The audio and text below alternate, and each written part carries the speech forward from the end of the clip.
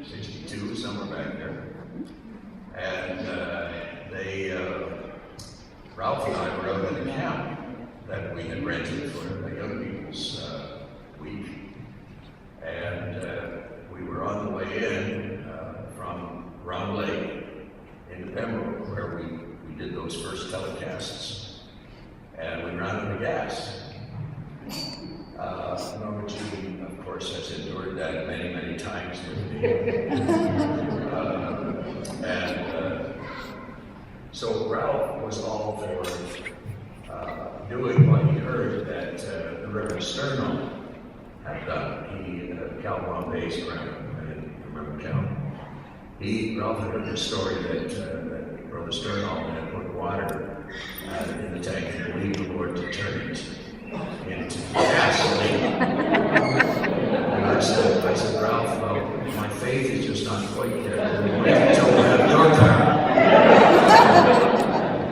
And then we checked with Brother Sternall after. That was one of those stories that got greatly exaggerated. I'm not sure what the miracle was, but there was some kind of a miracle happened that we found gasoline. We found gasoline.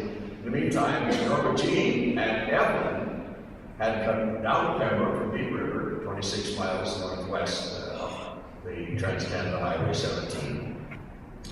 And we were not there, we were due to hit the air live at 11:30. There wasn't a videotape. They didn't even have a videotape machine in that station. They had a microwave which kind of bounced the signal from CBC Toronto across Algonquin Park out to the Ottawa Valley. And then they had film, 16 millimeter film, that they would play for the various TV shows. And so we either did this live or not at all. What we call the old days, DAZE, the old days. We didn't have much in the way of technology at that station.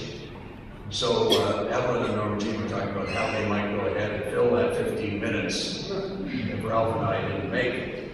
But someone stopped, had some extra gas, and away we went for that very first telecast. So I'm so happy to have all of you here. I should start naming names. Delighted to be here in the chapel at the Crossroads Center.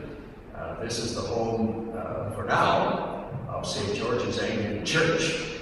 And the Reverend David Glenn, who married Rhonda Glenn, who became one of my co-hosts on 100 Dudley Street.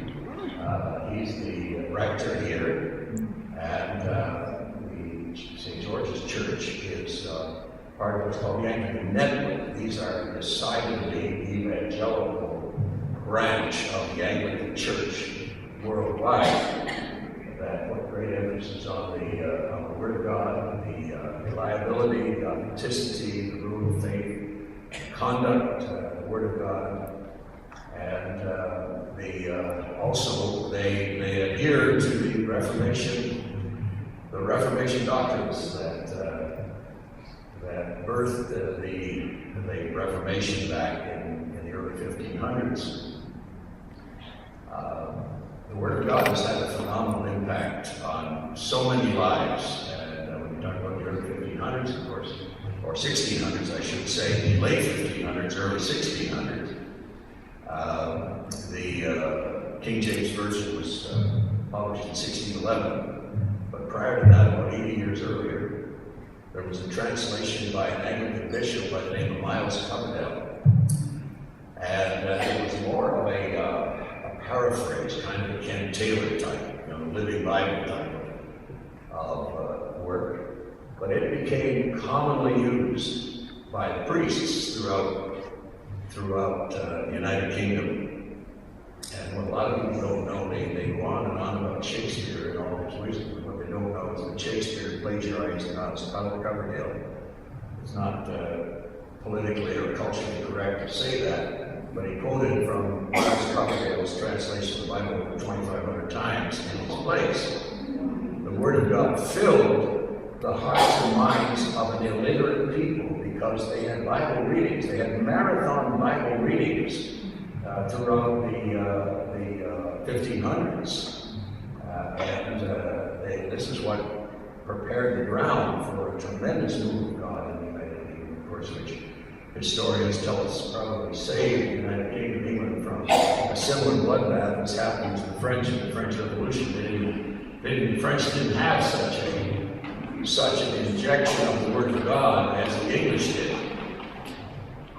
Well, this past June the 3rd, we began in Matthew, the second run-through with our blog, a 2-year program, which came about because back in the 60s and 70s, I promoted a 1-year program, 3 chapters a day and 5 on Sunday will take you through the Bible in 1 year. But many people don't make it through the Bible. In fact, we had a program back in the 70s where people would order printed materials if you wanted to go ahead in the readings. And I discovered that about 70% of the people, in fact, were falling by the wayside. Some were in Leviticus, Numbers, and Deuteronomy. And about 30% of the people actually completed the reading of every word of the scriptures. And so getting into the late 70s, I said, well, there's something wrong here. Something seriously wrong here. And I believe the Lord dropped into my heart, go to 2 years. There'll be smaller chunks. People will have more time to actually read it at their leisure, slower pace, meditate on it more, and then go from the new to the old, back to the new, back to the old, so that we get the encouragement of the New Testament, and because Leviticus, Numbers, and Deuteronomy can be to some at least, quite discouraging, to say the least. And very complicated, very detailed. We had a professor who taught us Pentateuch in Bible college, and I remember hearing my sister-in-law Evelyn say about the Reverend George Griffin, who taught us the Pentateuch. And wow, I mean, that's that portion where most people got bogged down. But Evelyn said that Brother Griffin would walk into the classroom, and there'd be a hubbub going on, and you've got some students that are 18, 19, 20, 21 years old. And so they'd be yelling across the classroom, and all kinds of things would be going on prior to the start of class. And they weren't particularly sober-sided young people. They were real red-blooded young people. But Evelyn said that Brother Griffin would walk to the, remember telling me this, Evelyn? He walked to the podium at the front of the classroom, and he would pause for a moment. And everything, all the hubbub would subside, and he would just say, Jesus, Jesus, and suddenly the presence of God would move into the room.